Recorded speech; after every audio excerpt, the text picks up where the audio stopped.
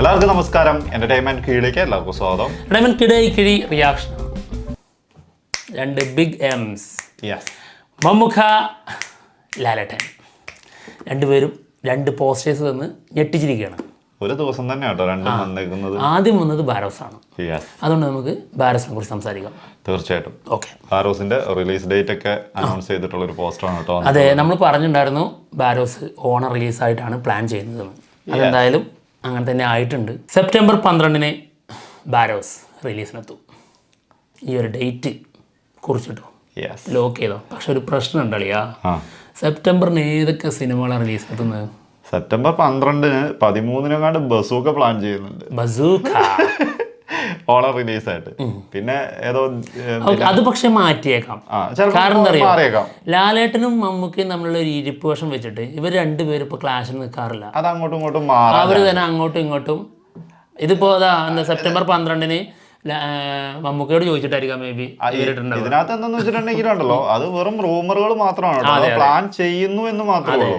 അതായത് bazooka release ചെയ്യാനുള്ള ആ ഡേറ്റ് പ്ലാൻ ചെയ്യുന്നുള്ളൂ. ഇത് ഓൾറെഡി കൺഫേം ആയിട്ട് വന്നതുകൊണ്ട് അതെന്തായാലും മാറാനായിരിക്കും ചാൻസ് കൂടുതൽ. അതെ, ഇപ്പൊ ലാലേട്ടനെ വിളിച്ചു ചോദിച്ചിട്ടുണ്ടാവും, ഞാനേ വെക്കട്ടെ ചേക്ക, എന്നൊരു കാര്യം ചെയ്യേ, ഞാൻ ബസൂക്ക മാറ്റിയേക്കാം നീ വെച്ചോ. അങ്ങനെയുള്ള ഒരു രീതിയാണ് ഇവർ രണ്ടുപേരും. എന്ന് വെച്ചാ രണ്ടുപേരും ക്ലാഷ് കുറെ നാളുകളായി. അതെ, പക്ഷെ ക്ലാഷിന് ബസൂക്ക ഉണ്ടാവില്ലെന്നുള്ളൂ. ബസൂക്ക ഉണ്ടാവില്ലെന്നുള്ളൂ. സെപ്റ്റംബറിൽ നമ്മുടെ the greatest of all time വിജയുടെ, പിന്നെ ARM ദിലീപ് മൂവി ദിലീപ് 150, പിന്നെ മമ്മൂക്കേന്റെ കൂടെ ഉണ്ടെങ്കിൽ അതും കൂടി ആയി. എന്താണെങ്കിലും ആ ഒരു മാസം അടുത്ത ലോണിനുള്ള പരിപാടികളൊക്കെ നോക്കേണ്ട മാസമാണ് സെപ്റ്റംബർ. ഓരോ മാസവും ഓരോ ലോൺ എടുക്കേണ്ട അവസ്ഥയാണ്.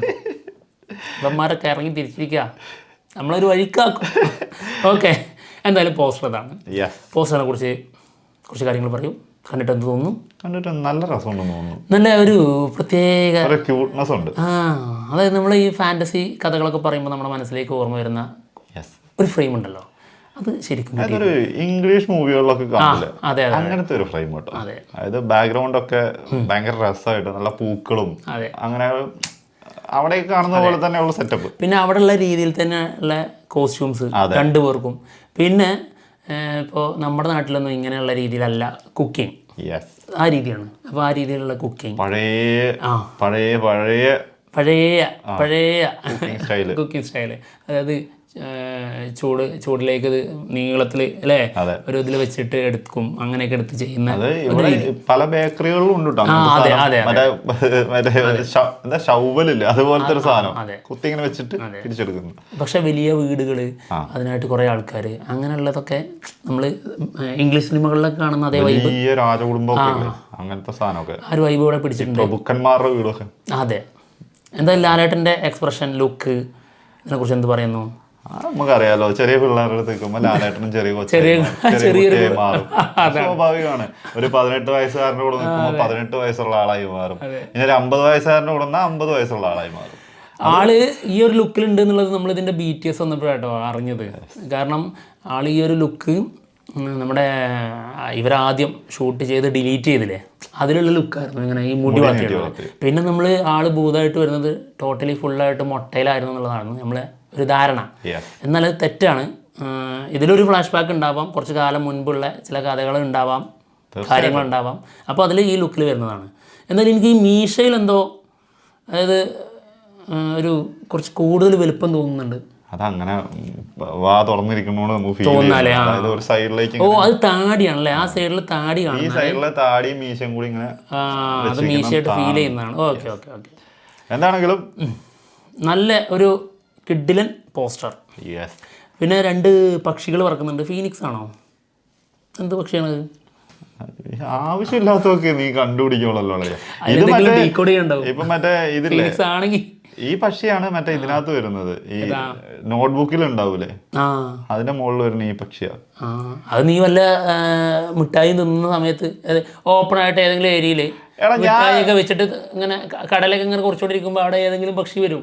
നാളെ ഞാൻ ആ നോട്ട്ബുക്ക്, നിങ്ങളുടെയൊക്കെ നോട്ടിൽ അങ്ങനെ പക്ഷി വരാറുണ്ടോ? ഉണ്ട്. നോക്കുക, ആ നോട്ട്ബുക്കിന്റെ പേര് എനിക്ക് ഓർമ്മയില്ലാത്തതുകൊണ്ടാ, അതിന്റെ ചട്ടയിലുള്ള ചിത്രം. ഞങ്ങളുടെ നോട്ടുക്കിലൊന്നും അങ്ങനെ പക്ഷി വരാറില്ല. നിന്റെ നോട്ട്ബുക്കിൽ വരാറുള്ള പക്ഷി ഓക്കെ, കിളികളെ വരാറുള്ളൂ, കിളികൾ, പക്ഷികൾ വരാറുള്ളൂ. അങ്ങനെ പറ. ഓക്കെ അളിയ, ഓക്കെ, അടുത്ത നമുക്ക് ടർബോയിലേക്ക് പോകും. തീർച്ചയായിട്ടും. ടർബോ പോസ്റ്റർ ഇതാണ് ഇവർ പങ്കുവച്ചിരിക്കുന്നത്. ടർബോ ട്രെൻഡിങ് 2-ലാണ് IMDb റേറ്റിംഗ്സിൽ. അതായത് 1-ാം സ്ഥാനത്ത് കൽക്കിയാണ്. അത് 42.3% ആൾക്കാർ അതിന് വെയിറ്റ് ചെയ്യുന്നു. 2-ാം സ്ഥാനത്ത് ടർബോ 13.1%. ഓക്കെ, കൊള്ളാം അല്ലേ? അല്ല, ഈ ഒരു സിനിമക്ക് ടീസർ ഇറങ്ങിയിട്ടില്ല, ട്രെയിലർ വന്നിട്ടില്ല, പ്രത്യേകിച്ച് വീഡിയോ ആയിട്ടുള്ള ഏതെങ്കിലും ഒരു കണ്ടന്റ് വന്നിട്ടില്ല. എന്നിട്ടാണ് ഇതിന് ഇത്രയും ഹൈപ്പ്. സത്യം, അത് കൊടൂരാണ്. പിന്നെ വന്ന പോസ്റ്ററിൽ ഏറ്റവും മികച്ചത് ഇപ്പോൾ ശരിക്കും പറഞ്ഞു കഴിഞ്ഞാൽ ഇത് വേറെ ലെവല് ഫീൽ ചെയ്യുന്നത് ഇതാണ്. ഇത് ഉറപ്പിച്ചല്ലോ. ഇത് എന്താ ഇതിന്റെ പേര്? സൈലൻസറാ ആണോ? പിന്നെ അല്ലാണ്ട് എന്തോ ഇത് എന്തോ ഗ്യാസ് ടാങ്കിന്റെ അങ്ങനത്തെ ഒരു സാധനല്ലേ? ഒന്നുമല്ല, സൈലൻസർ. അത് ബാക്കിൽ എന്താ പുക? റെഡ് പുക എന്താണ് അപ്പോ? റെഡ് പുകയോ? അത് അവിടുത്തെ എന്തെങ്കിലും വല്ല പടക്കവും പൊടിച്ചിട്ടുണ്ടാവും. പടക്കല്ല, ഗ്യാസ്. ഏത് ഗ്യാസ്? ഗ്യാസ്, ഏതോ ഒരു ഗ്യാസ്. അതായത് ഗോഡൗൺ പോലത്തെ ഒരു ഏരിയ, അതിൽ റെഡ് കളറിലുള്ള ലൈറ്റിങ്, അതിലേക്ക് ഇങ്ങനത്തെ വെള്ളപ്പുക, അതാണ് ഈ കാണുന്നത്. അപ്പോൾ ഇങ്ങനത്തെ ഗ്യാസ് കുറ്റികൾ നിറഞ്ഞു നിൽക്കുന്ന ഒരു സ്ഥലമായിരിക്കും അത്. അതിൽ ഒന്നെടുത്തിട്ട് ഫൈറ്റ് ചെയ്യാനായിട്ട് പോകും.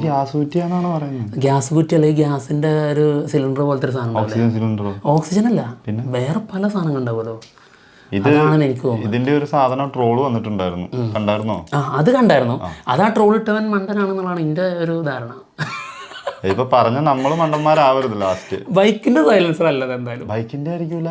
അല്ല, ഇത് അതായത് ഗോഡൗണില് ഇപ്പോൾ എനിക്ക് ഈ ഒരു ലൊക്കേഷനും ടോട്ടലി വീഡിയോ ഇത് കണ്ടിട്ട് ഇത് കളർ ഗ്രേഡ് ചെയ്തതല്ല.